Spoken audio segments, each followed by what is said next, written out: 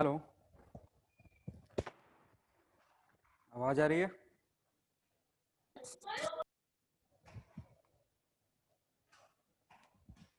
नहीं आ रही है क्या आवाज? बोले तो गुड मॉर्निंग सर। अच्छा, गुड मॉर्निंग। बोलो, कहाँ तक पढ़े थे? वेव ऑप्टिक्स पढ़ रहे हैं ना शायद। हाइजीन्स प्रिंसिपल रीड करे हो, क्या होता है? बोलो, क्या होता है हाइजीन्स प्रिंसिपल? नहीं पढ़े हो ना? अरे बोलो जल्दी। पढ़े ही नहीं हो हाइजीन्स प्रिंसिपल क्या होता है? चलो उसको पढ़ लेना, आगे बढ़ेंगे।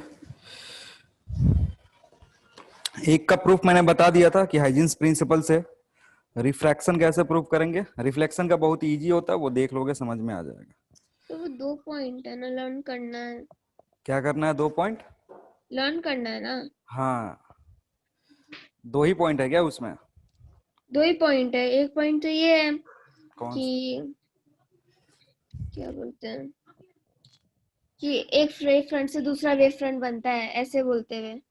हाँ, light travels in a medium in the form of wave front. और दूसरा दूसरा पॉइंट है कि हर एक जो ईच मतलब every point on a wave front behaves as a source second of secondary wave. Secondary wave. हाँ हाँ। बस यही है, तो इसको याद कर लेना, ज्यादा इसमें कुछ है नहीं। हम लोग अभी पढ़ेंगे इंटरफेरेंस ऑफ लाइट। तो नेक्स्ट हेडिंग लिखना, इंटरफेरेंस ऑफ लाइट वेव।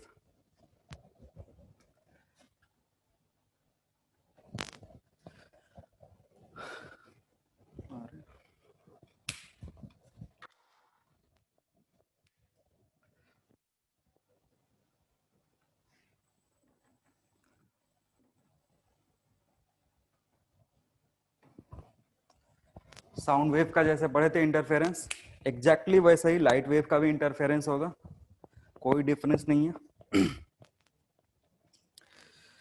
चलो तो देखना, होता क्या है, 2 वेव होगा हमारे पास। इंटरफेरेंस के लिए कम से कम 2 वेव होने चाहिए। 2 वेव या 3 वेव या 4 वेव एक पॉइंट पे इंटरफेयर करते हैं, और इंटरफेरेंस के चलते अलग अलग पॉइंट की, मतलब जहां पे इंटरफेरेंस हो रहा है उस लोकेशन में अलग अलग पॉइंट पे अलग अलग इंटेंसिटी आता है। तो वो देखते हैं क्यों होता है। लेट, अरे 1 मिनट रुको, अभी सर इसको फिल कर दीजिएगा। लेट वी है 2 light waves,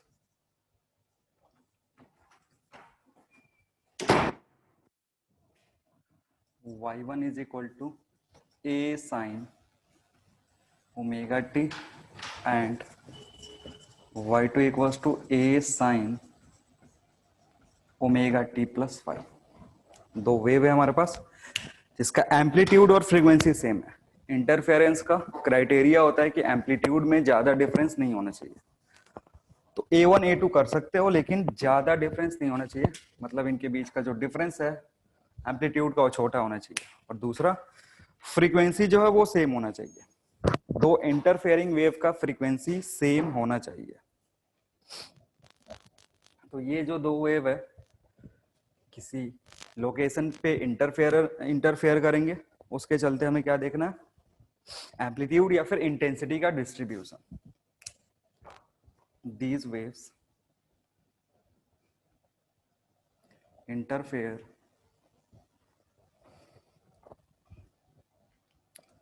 to produce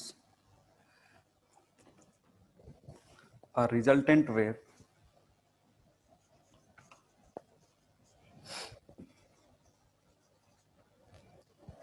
these waves interfere to produce a resultant wave which is given as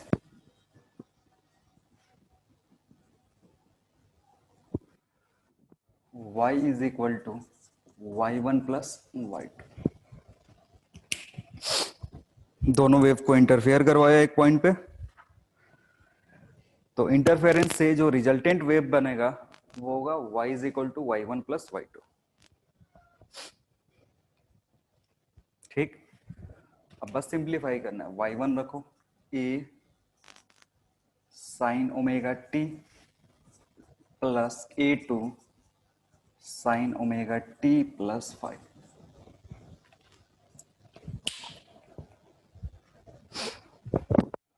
तो ये इसको तो एक्सपेंड नहीं कर सकते हो, इसको एक्सपेंड कर सकते हो। a1 साइन ओमेगा टी को ऐसे ही छोड़ सकते हो, प्लस ये सब चीज साइन साउंड में करवाए थे, omega t cos 5 plus a2 sine 5 cos omega t. Expand करोगे ऐसे आएगा।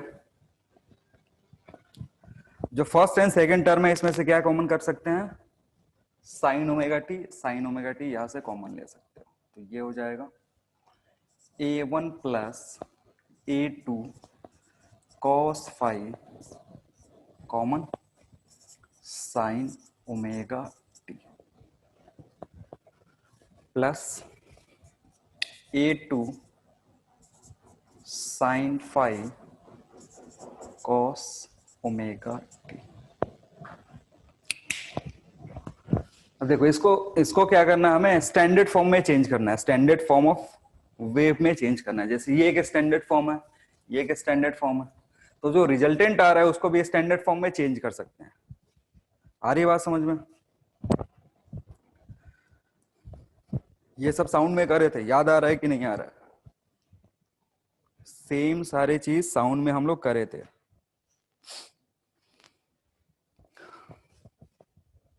अब इसके बाद क्या करना होता है,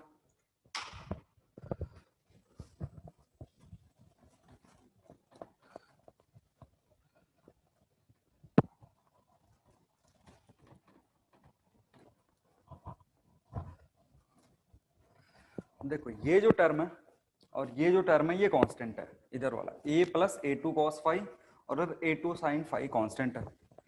तो इसको हम क्या करते हैं ना कि one constant can be written in the form of other constant. जैसे 5 को हम क्या लिख सकते हैं, 3 प्लस 2, तो ये कांस्टेंट, ये कांस्टेंट, ये कांस्टेंट। वही यूज करेंगे कि एक कांस्टेंट को आप ब्रेक करके दूसरे कांस्टेंट के टर्म में लिख सकते हो। तो हम क्या कर रहे हैं ना, देखो assume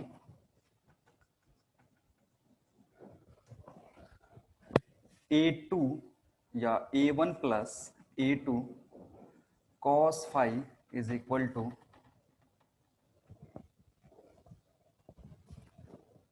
a cos theta.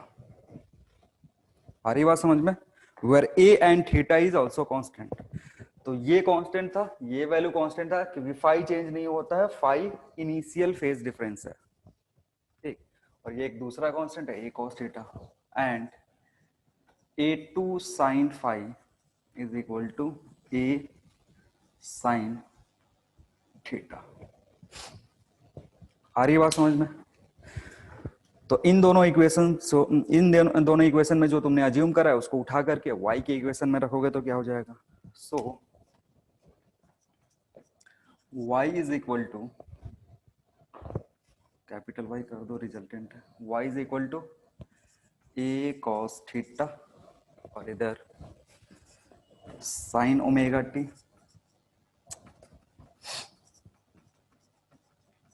Plus a sine theta और कॉस ओमेगा टी। इसमें से ए कॉमन आएगा, ए कॉमन आएगा और ये जो पूरा टर्म है ये चेंज हो जाएगा sign omega t plus theta में। ये तुम्हारा स्टैंडर्ड इक्वेशन है वेव का। यहाँ पे हमें दो चीजें नहीं पता, ये रिजल्टेंट वेव है, ए नहीं पता है, थीटा नहीं पता है, तो जो हमने अज्यूम करा है वो कैलकुलेट कर सकते हैं। ये क्या है, जो रिजल्टेंट वेव बनेगा, इक्वेशन ऑफ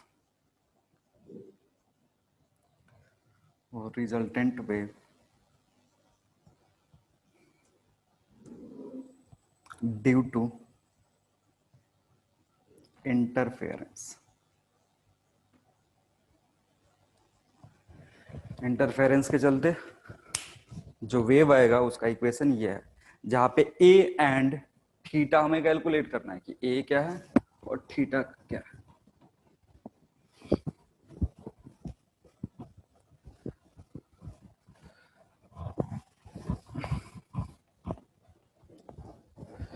तो इस इक्वेशन का नाम 1 दे दो और इसका 2 दे दो।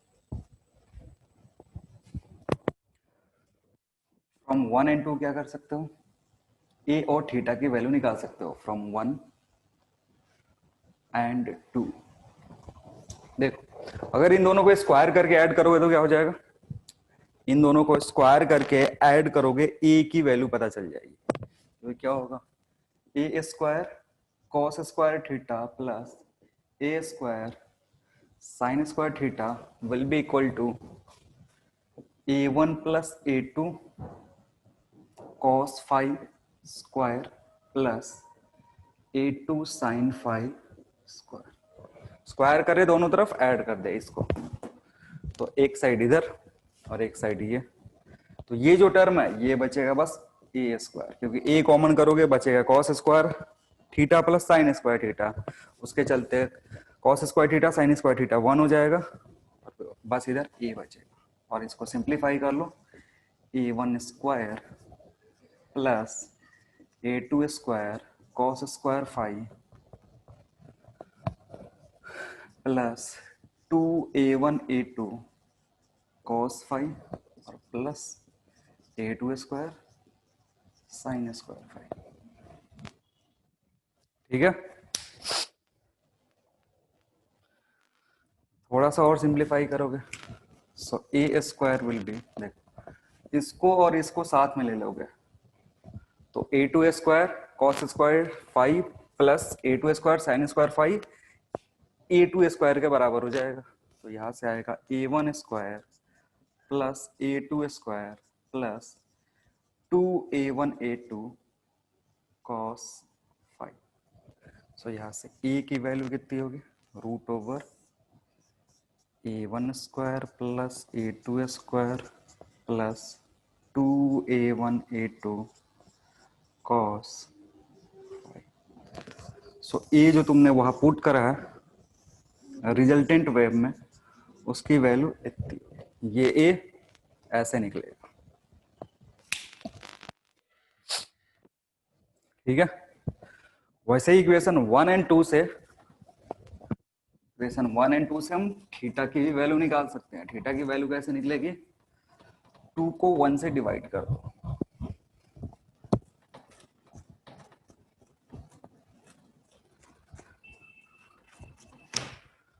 अगेन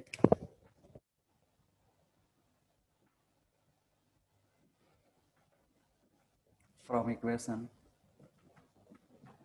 1 एंड 2 tan थीटा जो होगा that will be equal to, tan theta कितना होगा, a2 sine 5 divided by a1 plus a2 cos 5, और यहां से थीटा आ जाएगा, where a is amplitude of resultant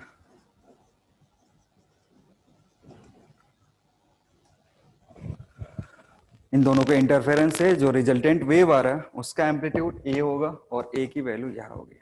theta क्या, theta is phase difference, phase difference of resultant wave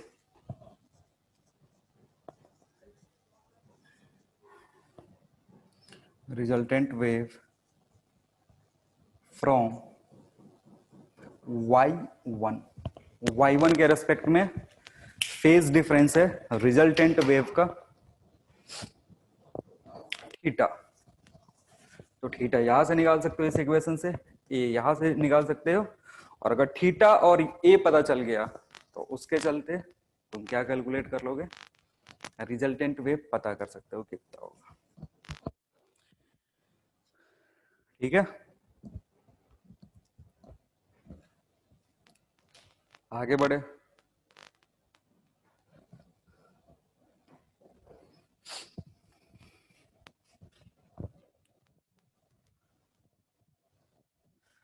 देखो यहाँ पे होता क्या है, ये जो एम्पलीट्यूड आ रहा है ना, या फिर ये जो थीटा आ रहा है, ये डिपेंड किस पे कर रहा है, A1 A2 और cos फाइव पे, यानी फाइव पे डिपेंड कर रहा है। एम्पलीट्यूड कितना है वेव का जो इंटरफेयर कर रहा है उस पे, और उनके बीच का फेज डिफरेंस कितना है उस पे डिपेंड कर रहा है। तो एम्पलीट्यूड, तो अगर वेव तुमने चूज कर लिया तो एम्पलीट्यूड कांस्टेंट हो जाता है। अगर इंटरफेयरिंग वेव को तुमने चूज कर लिया तो क्या होता है, एम्पलीट्यूड कांस्टेंट हो जाता है। लेकिन अलग अलग लोकेशन पे ये थीटा की वैल्यू चेंज होती है। अलग अलग लोकेशन पे क्या होगा, थीटा की वैल्यू, सॉरी फाई की वैल्यू चेंज होगी। तो अगर फाई चेंज होगा तो ये चेंज होगा, और साथ ही साथ ये थीटा भी चेंज होगा, क्योंकि इधर फाई बदला थीटा बदला। तो उसके चलते रिजल्टेंट वेव का एम्पलीट्यूड और साथ ही साथ जो फेज डिफरेंस है ना, वो चेंज होता रहता है। लोकेशन अलग अलग जगह पे, अलग अलग प्लेसेस पे वेव इंटरफेयर करेगा उसके चलते। तो होता क्या है कि ऐसा पोजीशन आता है, कहीं कहीं पे एम्पलीट्यूड मिनिमम होता है, कहीं कहीं पे मैक्सिमम होता है, और बाकी जगहों पे मैक्सिमम और मिनिमम के बीच में होता है। ठीक है, तो लिखना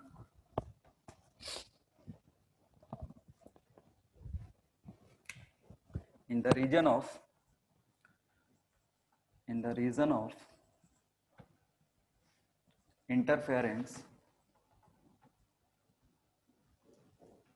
in the region of interference, phase difference between in the region of interference, phase difference between interfering waves, in the region of interference, phase difference between interference wave, phase difference between interfering waves vary, therefore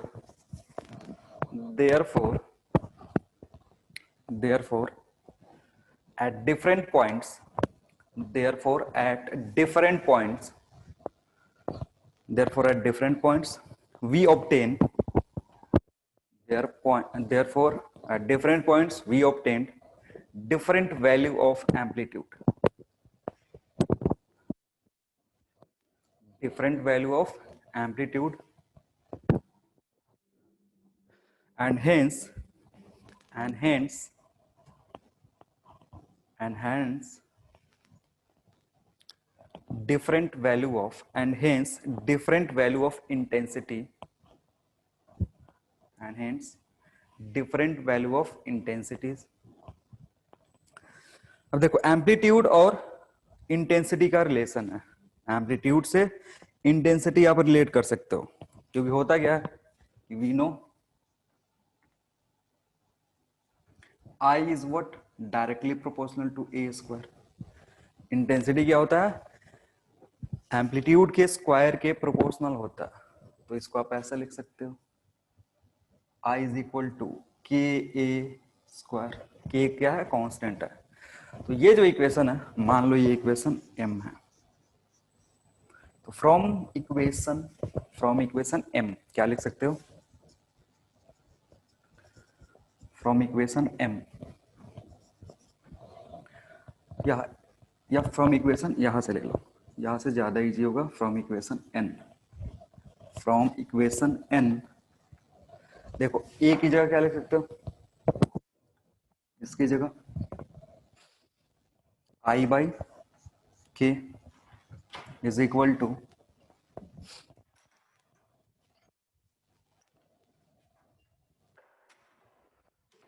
यहां पे क्या लिखोगे, I1 by के plus I2 by के।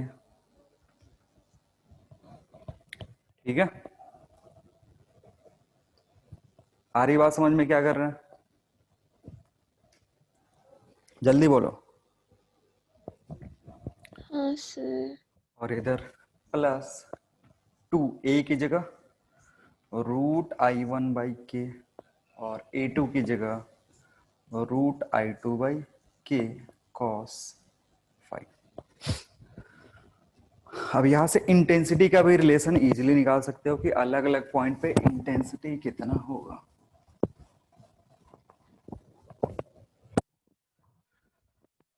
देखो ये के तो कॉमन है, के इधर से इधर से इधर से, रूट के इंटू रूट के हो जाएगा, इधर से भी कैंसिल आउट हो जाएगा। सो आई की जो वैल्यू होगी intensity of resultant wave that will be I1 plus I2 plus 2 root I1 I2 cos five. ये इंटेंसिटी होता है रिजल्टेंट वेव का, इंटेंसिटी ऑफ रिजल्टेंट वेव।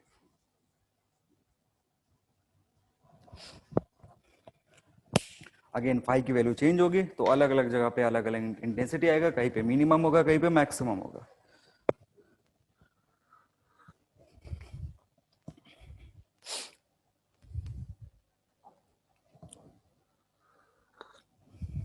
हो गया। नेक्स्ट लिखेंगे इसी में, इसके नीचे लिखना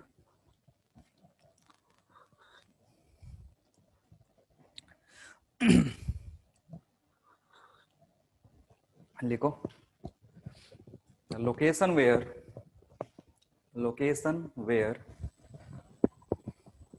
the location where intensity due to interference is maximum, the location where intensity due to interference is maximum,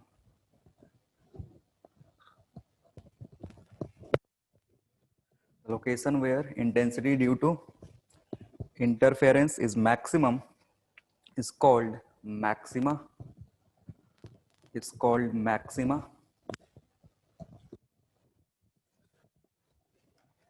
It's called maxima, and where it is minimum, and where it is minimum, and where it is minimum is called minima.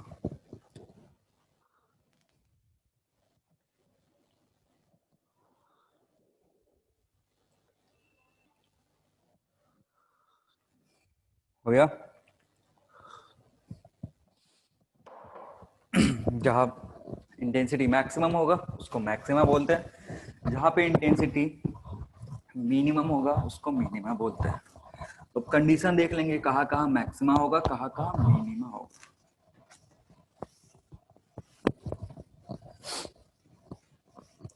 तो लिखना condition for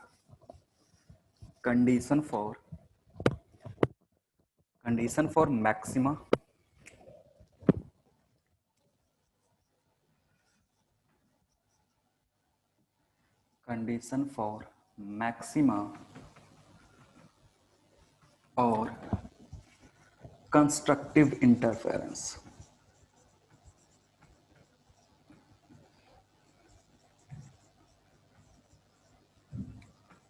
जहां पे intensity maximum होता है उसको constructive interference बोलते हैं। जिस पॉइंट पे इंटेंसिटी मैक्सिमम होता है उसको क्या बोलेंगे, कंस्ट्रक्टिव इंटरफेरेंस। तो उसके लिए कंडीशन देखेंगे, मतलब आई को क्या करना है, मैक्सिमाइज करना है। आई की वैल्यू को हमें मैक्सिमाइज करना है, और हमें पता है कि आई होता है क्या, I is equal to I1 plus I2 plus 2 root I1 I2 cos five. अब देखो इसमें वेरिएबल क्या है, इंटेंसिटी I1 I2 कांस्टेंट है, सॉरी यहां मल्टीप्लाई है। I1 I2 कांस्टेंट है तो इसके साथ कुछ कर नहीं सकते हैं, अलग अलग जगह पे cos फाइव चेंज होगा, क्योंकि फाइव की वैल्यू अलग अलग लोकेशन पे अलग होगी। तो अगर फाइव वेरिएबल है तो cos फाइव वेरिएबल है, और cos फाइव एक्चुअली वेरी कहां से कहां तक करता है, -1 से 1 तक, ठीक है ना।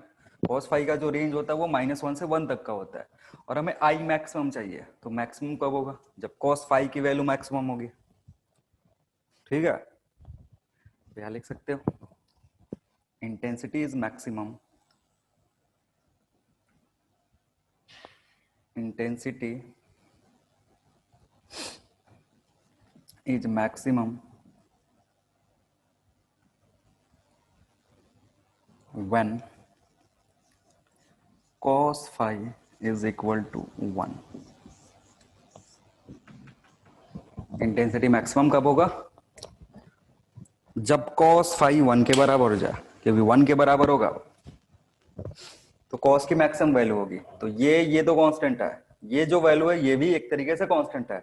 चेंज कौन लाएगा? cos phi. तो अगर पूरे टर्म को कांस्टेंट करना है तो ये प्लस इसका मैक्सिमम टर्म, तो मैक्सिमम कितना है? 1 के बराबर। तो जैसे ही cos फाई, जिस जिस लोकेशन पे cos फाई की वैल्यू 1 होगी, वहां पे कंस्ट्रक्टिव इंटरफेरेंस होगा या फिर मैक्सिमा मिलेगा। और cos फाई की वैल्यू मैक्सिमम कब होती है? cos फाई की वैल्यू मैक्सिमम कब होगी? जब 1 मिलेगा। और 1 कब मिलता है? when phi is equal to cos का वैल्यू 1 कब कब होता है? 0 पे। 0 पे, और बस 0 पे ही, बस 0 पे ही वो मैक्स 1 होता है। अरे और भी बहुत सारा वैल्यू है। cos का ग्राफ ऐसे आता है, तो 0 पे 1 है, 2 पाई पे 1 है, और 4 पाई पे 1 है। अरे बात समझ में? That is phi is equal to 0, 2 pi, 4 pi, 6 pi and so on. Intensity is maximum when cos phi is equal to 1, और phi 0, 2 पाई, 6 पाई, 8 पाई ऐसे अगर पुट करोगे cos में तो उसकी वैल्यू 1 आएगी। यानी अगर इनिशियल फेज या phase difference between interfering wave, phase difference between interfering wave 0 हो, 2 पाई हो, 4 पाई हो, तो क्या होगा? हमको अलग अलग पॉइंट पे मैक्सिमा मिलेगा। क्लियर है? आगे बढ़े। चलो, सो I is equal to how much? I1 plus I2 plus 2 root I1 into I2, और I is equal to root I1 plus root I2 whole square. इसको I मैक्स लिख सकते हैं। I मैक्स कितना होगा? Root I1 plus root I2 whole square.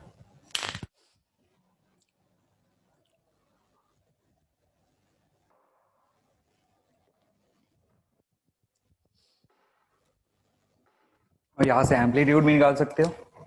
और A max, अगर maximum amplitude पूछ रहा है तो ये होगा A1 प्लस A2।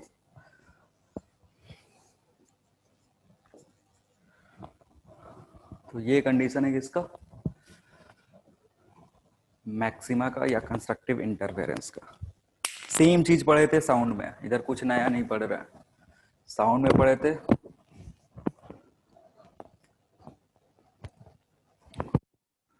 जब वेव ऑन स्ट्रिंग पढ़ रहे थे तो भी पढ़े थे, उधर भी ये सेम चीज पढ़े थे। तो ये तीसरी बार पढ़ रहे हो 2 साल में, इंटरफेरेंस तीसरी बार पढ़ रहे हो, तो भी एग्जाम में लिख के नहीं आओगे। ठीक है, नेक्स्ट लिखेंगे condition for minima. Condition for minima next heading है कंडीशन फॉर मिनिमा और डिस्ट्रक्टिव इंटरफेरेंस।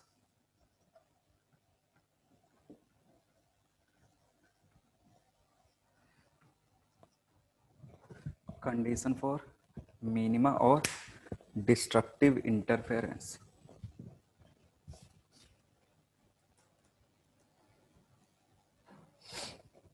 आज छोटू क्यों नहीं आया? पढ़ रहा होगा सर वो घर पे। काम है क्या? हाँ, प्री बोर्ड्स है ना, प्री बोर्ड के लिए भी पढ़ते हो क्या? तो पढ़ना तो पड़ेगा ही ना सर। डरा के रखा होगा टीचर साहब कि प्री बोर्ड फेल कर जाओगे तो एग्जाम नहीं देने देंगे। पता नहीं, हम नहीं पढ़ रहे, वही पढ़ रहा है। अच्छा चलो ठीक। हम तो बोर्ड्स के लिए पढ़ेंगे बैठ के 2 महीना। हाँ रिवॉर्ड के लिए हल्का फुल्का पढ़ सकते हो, लेकिन ऐसे नहीं कि क्लासेस बंक करके पढ़ रहे हो। चलो कोई ना। देखो डिस्ट्रक्टिव इंटरफेरेंस में अगेन ये सारी वैल्यूज तो कांस्टेंट होगी, चेंज कौन होगा, cos फाई। और डिस्ट्रक्टिव इंटरफेरेंस कहने का मतलब है इंटेंसिटी मिनिमम होना चाहिए। इंटेंसिटी मिनिमम मतलब फाई की वैल्यू चेंज करेंगे तो एक ऐसा पॉइंट आएगा जहां पे मिनिमा मिलेगा। तो मैंने cos फाई का रेंज पहले ही बताया, cos फाई जाता कहां से है, -1 से 1 तक। तो 1 जो था वो मैक्सिमम का कंडीशन था। 1 क्या था, मैक्सिमम का कंडीशन था। -1 क्या होगा, मिनिमम का कंडीशन होगा, क्योंकि जैसे ही आप -1 रखोगे ना तो ये टर्म यहाँ पे इससे बाहर माइनस निकाल देगा। तो इसलिए जब मिनिमा मिलेगा किसी पॉइंट पे, या फिर डिस्ट्रक्टिव इंटरफेरेंस होगा, तो वहां पे intensity is minimum when cos phi is equal to -1। सबसे बड़ा 1 होता है, सबसे छोटा -1 होता है cos की वैल्यू। साइन के साथ भी ऐसा ही होता है। तो इंटेंसिटी मिनिमम कब मिलेगा, जब cos फाई की वैल्यू -1 होगी। और -1 कब कब मिलता है, पाई पे, पाई या पाई/2 पे, पाई पे, फिर 3 पाई पे, 5 पाई पे, 6 पाई पे। आ रही है बात समझ में। और यहाँ पे एक चीज लिख सकते हो ऐसे, ये जो टर्म है ना इसको ऐसे लिख सकते हो, ये जो टर्म है इसको अगर इन जनरल में लिखना चाहो, इन जनरल में कैसे लिख सकते हो, मतलब ये है इन इवन मल्टीपल्स ऑफ पाई। तो इवन मल्टीपल्स ऑफ पाई को कैसे लिख सकते हो, 2n+2 × पाई। आ रही है बात समझ में। 2n+2 ऐसे लिख सकते हो। जी लिख जब सकते। 0 रखोगे तो कितना आएगा, 0 रखोगे तो 2 टू आएगा। पाई 0 रखोगे तो नहीं, 0 वाला भी कंडीशन आना चाहिए, ये भी देखना चाहिए। तो इसको करने के लिए क्या कर दो, एक काम करो, इसको 2n पाई ही कर दो। और n शुरू कहां से करेंगे, where n is equal to 0, 1, 2 and so. Pi अगर इवन मल्टीपल्स है पाई का तो हमें कंस्ट्रक्टिव इंटरफेरेंस मिलता है। चलो अब इसके पास आते हैं। ये कह रहा है कि cos फाई जब -1 होगा तो डिस्ट्रक्टिव इंटरफेरेंस होगा या फिर इंटेंसिटी मिनिमम होगी। यानी इधर फाई अब चेंज होगा, वो कहां से कहां तक चेंज होगा, कुछ इस तरीके से, पाई, 3 पाई, 5 पाई एंड सो ऑन।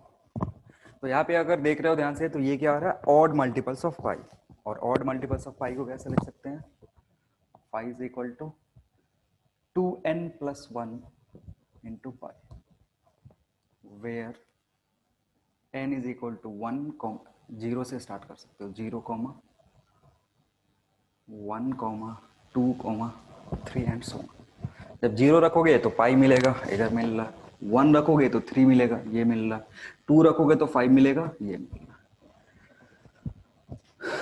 तो जब भी 5 इवन मल्टीपल्स ऑफ पाई होगा तो कंस्ट्रक्टिव इंटरफेरेंस होगा, ऑड मल्टीपल्स ऑफ पाई होगा तो डिस्ट्रक्टिव इंटरफेरेंस मिलेगा। सो आई की वैल्यू कितनी हो जाएगी, आई is equal to I1 + I2 -2√I1 I2। अब इसको सिंप्लीफाई करोगे तो यहां से मिलेगा I minimum is equal to √I1 -√I2 whole square. और सिमिलरली यहां से ए मिनिमम भी निकाल सकते हो।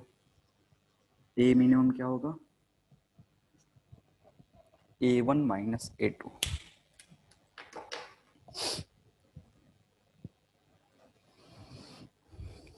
ठीक है,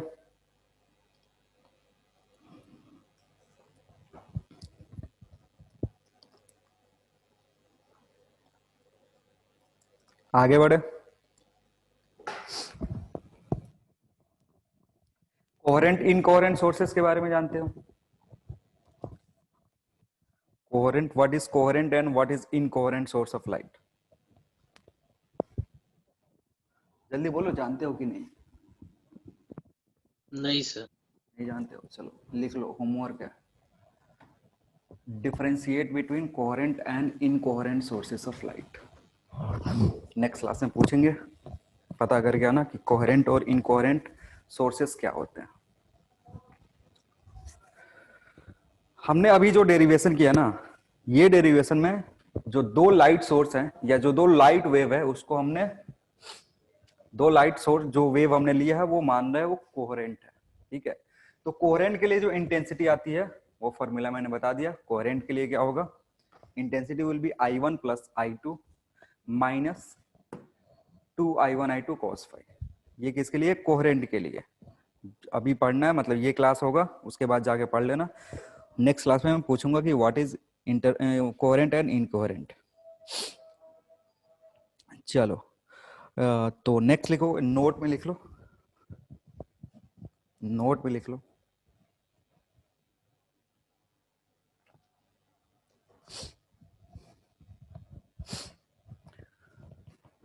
लिखना for non coherent source of light, for non coherent source of light, intensity is given as, या रिजल्टेंट इंटेंसिटी लिख सकते हो, resultant intensity is given as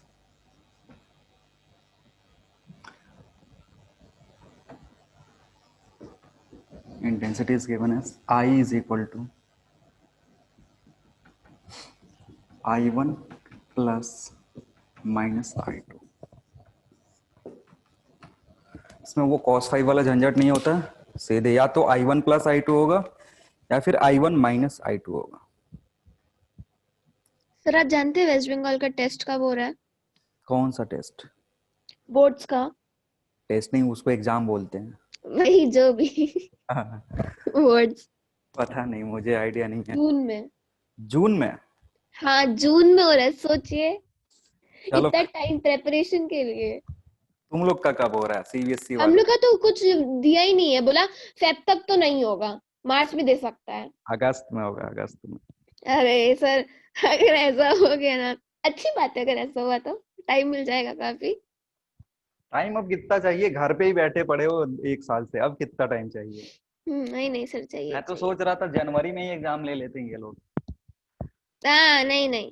जनवरी में आराम से सिलेबस खत्म हो ही रहा है, तो जनवरी, एंड जनवरी या फिर फरवरी फर्स्ट वीक हो जाना चाहिए था एग्जाम। बड़े मस्ती कर लिए हो तुम लोग, एक साल से घर पे बैठे बैठे। और गुजरात का और महाराष्ट्र बोर्ड का तो मई में होगा, वो लोग पहले ही निकाल दिया।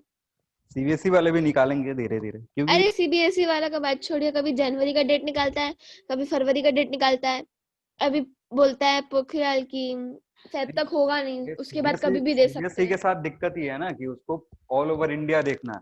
तो ऑल ओवर इंडिया में कई कई केसेस बढ़ रहे हैं, कई कई घट रहे हैं, तो उसके साथ कोऑर्डिनेट करके वो डेट निकालेगा ना। सबसे तो केस सर बंगाल में ही है। बंगाल में केसेस पता ना कहाँ आ रही हैं, वो तो दिखा रहा है बस डेटा। चलो कुछ बताती नहीं है। अभी हमने जो पढ़ा था ना, इसमें क्या हो रहा था कि हमने बस थ्योरी थ्योरी पढ़ा। आ रही बात समझ में? या हो क्या रहा था कि हमने थ्योरी पढ़ा कि ऐसा होगा तो मिनिमा बनेगा, वैसा होगा तो मैक्सिमम बनेगा। एक साइंटिस्ट थे यंग्स करके, यंग, उन्होंने क्या करा कि इसको एक्सपेरिमेंटली दिखाया। आ रही बात समझ में? कि दो लाइट सोर्स लो, दो coherent light source low, coherent in non coherent तुम लोग को पढ़ना है, होमवर्क है। तो वो दो कोहेरेंट लाइट सोर्स अगर हम लेते हैं तो जो इंटेंसिटी आ रहा है अलग अलग जगह पे क्या होगा, अलग अलग होगा। देखो हो क्या रहा था कि उसने क्या करा ना कि एक ऐसा कार्ड लिया, इसमें दो होल करा है, एकदम छोटा छोटा स्लिट, इसलिए उसको बोला गया है। और इन दो होल के चलते लाइट को क्या करा, इधर से पास करवाया। तो उसने सोचा क्या था कि लाइट अगर यहाँ से पास हो रहा है तो इधर से लाइट जाकर के क्या करेगा, यहाँ पर एक इंटेंसिटी, हाई इंटेंसिटी का फ्रिंज बनाएगा। वैसे ही सीधा चल चल के यहाँ पर जाकर के एक हाई इंटेंसिटी का फ्रिंज बनाएगा, ठीक है ना, क्योंकि हमें हमें हमें क्या पता था कि लाइट पार्टिकल की तरह बिहेव कर रहा है, जिसके चलते हमने रिफ्लेक्शन रिफ्रैक्शन पढ़ा था। लेकिन इस एक्सपेरिमेंट में क्या हो गया, जैसे हाइजीन्स ने बोला था कि क्या होगा कि लाइट क्या होता है ना, वेव की तरह बिहेव करता है। तो अगर वेव की तरह बिहेव कर रहा है तो यहाँ से जो वेवलेट्स निकलते हैं ना, जैसे यहाँ से जैसे वेव फ्रंट आया, यहाँ पे टकराया, तो टकराने के बाद क्या होता है कि इस दो पॉइंट पे वेव जो वेव फ्रंट है उसके दो पॉइंट का भी वो तुमने उसमें पढ़ा ही, मैंने बोला ही था पढ़ने के लिए कि पढ़ लेना। क्या होता है कि जैसे ही वेव फ्रंट वहां टकराएगा ना, तो जिस दो पॉइंट से इंटेंसिटी, जिस दो पॉइंट से लाइट निकलेगा, वो खुद एक अलग अलग सोर्स की तरह काम करने लगेगा। जैसे ये दो पॉइंट है, जैसे एक पॉइंट सोर्स था, यहाँ से ऐसे ऐसे वेव फ्रंट निकला, वेव फ्रंट निकल के आकर के यहाँ टकराया, ऐसे टकराया, तो इस पॉइंट पे जो वेव टकराया वो इस पॉइंट पे जो वेव फ्रंट टकराया, तो हर एक पॉइंट इस पे कैसे बिहेव करता है, एक सोर्स की तरह। तो अगेन ये एक सोर्स की तरह बिहेव करने लगेगा और ये दोनों दूसरा सोर्स की तरह बिहेव करने लगेगा। तो यहाँ से एक नया वेवलेट जनरेट होगा, नया क्या होगा, वेव फ्रंट निकलेगा। वैसे ही यहाँ से एक नया वेव फ्रंट निकलेगा, और जो वेव फ्रंट जब आगे ट्रेवल करेंगे ना, तो अलग अलग पॉइंट पे मीट होंगे, अलग अलग पॉइंट पे क्या होंगे, इंटरफेयर होंगे। तो अलग अलग पॉइंट पे इंटरफेयर हो रहे हैं, तो अलग अलग पॉइंट का अलग अलग फाई होगा, ठीक है। अलग जैसे वेव गया, दोनों वेव ऐसे टकराते हुए चल रहे हैं, क्योंकि आगे जाएंगे तो बढ़ेगा ना, ये जो सर्किल छोटा छोटा बन रहा है ये बढ़ते जाएगा दोनों के लिए। तो ऐसे आगे बढ़ेगा तो क्या होगा, दोनों एक दूसरे से टकराएंगे अलग अलग पॉइंट पे। तो अलग अलग पॉइंट पे टकरा रहे हैं तो अलग अलग इंटेंसिटी आएगी, क्योंकि फाई की वैल्यू चेंज होगा। जिस लोकेशन पे इंटरफेरेंस हो रहा है वहां पे फाई की वैल्यू अलग अलग आएगी, और उसी के चलते अलग अलग पॉइंट पे इंटरफेरेंस के चलते अलग अलग इंटेंसिटी मिलती है। तो जो सोचे हमने कि इस दो पॉइंट पे मैक्सिमम, इस पे मैक्सिमम मिलना चाहिए, बाकी सगर डार्क होना चाहिए, लेकिन उसने क्या देखा कि यहाँ पे मैक्सिमा मिल रहा है, फिर उसके बाद मिनिमा मिल रहा है, फिर मैक्सिमा, फिर मिनिमा, फिर मैक्सिमा, फिर मिनिमा, ऐसे बहुत सारे पैटर्न बन रहा है मैक्सिमा मिनिमा के। मतलब दो तरीके के फ्रिंज बन रहा है, एक फ्रिंज जहां पे इंटेंसिटी ज्यादा है, एक फ्रिंज जहां पे इंटेंसिटी कम है। आ रही बात समझ में? तो उसको दो पैटर्न ना मिलके, दो फ्रिंज ना मिलके बहुत सारे फ्रिंज मिले। आ रही बात समझ में? तो वो इसलिए क्योंकि ये जो सोर्स बने हैं, दो सोर्स, एक सोर्स से जो दो सोर्स बने हैं वो अलग अलग पॉइंट पे इंटरफेयर कर रहे हैं। तो कहीं पे मैक्सिमा, कहीं पे मिनिमा, कहीं पे मैक्सिमा, कहीं पे मिनिमा बना रहे हैं, जो हमने अभी पढ़ा है उधर की तरफ, मतलब इसके जस्ट पहले जो हमने थ्योरी पढ़ा था। तो यंग्स ने इसको एक्सपेरिमेंटली करके दिखाया, और एक फेमस एक्सपेरिमेंट का नाम है जिसको हम क्या बोलते हैं, यंग्स डबल स्लिट एक्सपेरिमेंट बोलते हैं। आ रही बात समझ में? अब यंग्स डबल स्लिट एक्सपेरिमेंट है, इसको हम रखते हैं under category of division of wave front. इसमें क्या हो रहा है ना कि एक वेव फ्रंट के, सुनो, जैसे होता क्या है ना कि लाइट जो है ना, लाइट सोर्स, वहां से जो वेव निकलेगा, दो लाइट सोर्स लोगे तो मे बी जो वेव निकलेंगे वो नॉन कोहेरेंट हो जाते हैं। तो नॉन कोहेरेंट वेव के चलते क्या होता है ना, जो पैटर्न बनता है वो फ्लक्चुएट करता है। थोड़ा सा समझा दे रहा हूँ कोहेरेंट और नॉन कोहेरेंट के बारे में। हमारे पास क्या होता है कि कोहेरेंट सोर्सेस हो सकते हैं, नॉन कोहेरेंट सोर्सेस हो सकते हैं। तो जो कोहेरेंट सोर्सेस है ना, उनके चलते अगर पैटर्न बन रहा है, पैटर्न मतलब फ्रिंज बन रहा है, तो वो फ्रिंज सस्टेनेबल होता है। सस्टेनेबल कहने का मतलब है कि टाइम के साथ वेरी नहीं करेगा, टाइम के साथ क्या होगा, कांस्टेंट रहेगा। एक जगह अगर सेंट्रल मैक्सिमा है तो वहां पे हमेशा सेंट्रल मैक्सिमा रहेगा, उसकी लोकेशन इधर उधर चेंज नहीं होगी। लेकिन नॉन कोहेरेंट सोर्सेस के साथ क्या होता है कि जैसे नॉन कोहेरेंट सोर्सेस तुमने दो ले लिया, दोनों के लाइट वेव को इंटरफेयर करवा रहे हो, तो जो पैटर्न बनेगा ना वो फ्लक्चुएट करेगा, सस्टेन नहीं करेगा, टाइम के साथ वेरी करेगा। उस कभी एक पॉइंट पे मैक्सिमा हो जाएगा, कभी मिनिमा हो जाएगा, कभी मैक्सिमा, कभी मिनिमा, ऐसे चलता है। इसलिए जब भी ये एक्सपेरिमेंट करा गया ना, जब उन्होंने एक्सपेरिमेंट कर रहा था, तो हमें एक्सपेरिमेंट करने का मतलब क्या है कि जो किसी लोकेशन पे बैठ के देख रहे हो, तो वहां पे जो भी वैल्यू आ रही है वो कांस्टेंट होनी चाहिए। वेरी करेगा तो फिर रीडिंग लेने में दिक्कत आएगा। तो कोहेरेंट सोर्सेस बनाने के दो तरीके हमारे पास होते हैं, एक या तो डिवीजन ऑफ वेव फ्रंट कर लो, या फिर डिवीजन ऑफ एम्पलीट्यूड कर लो।